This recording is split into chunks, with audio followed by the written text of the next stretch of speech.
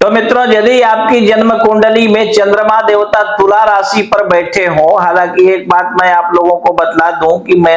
मुझे पूरी तरह याद है कि वृश्चिक लग्न की यदि आपकी कुंडली है और भाग्येश चंद्रमा हो, क्योंकि कर्क राशि नवम भाव में बैठती है, और ऐसा चंद्रमा अगर तुला राशि पर कुंडली के 12वें घर में बैठा हो तो निश्चित रूप से एकदम निर्धन योग बनाता है। मुझे अनुभव है इस बात का। एक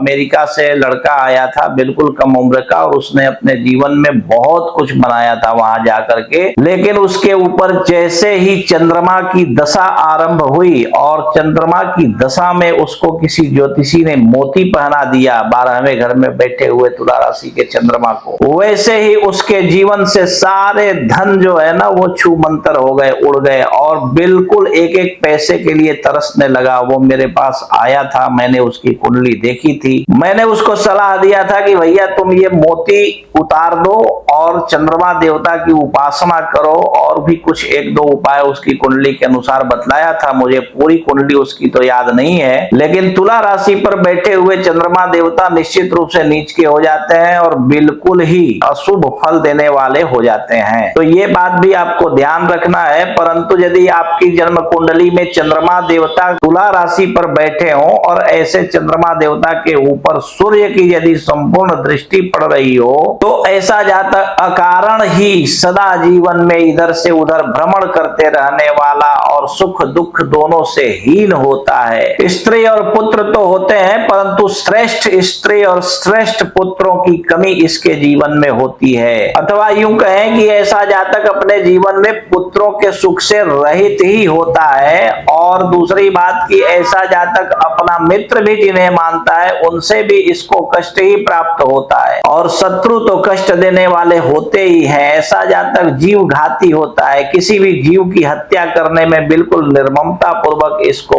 बिल्कुल ही मोह माया नहीं लगती है। ऐसा जातक महाठग और दुष्ट भी होता है अपने जीवन में, ठीक है। तो इसी प्रकार आप भी अपनी कुंडली देखिए और अपने जीवन के बारे में समझ जाइए, और अगर समझ में न आवे तो किसी कुशल श्रेष्ठ विद्वान ज्योतिषी को अपनी कुंडली दिखाइए, और अगर कोई ना मिले तो आप देश विदेश कहीं भी रहते हो हमें फोन कीजिए, हम आपकी कुंडली देख करके विस्तार से एक एक बात समझा कर आपको बता दूंगा, ठीक है।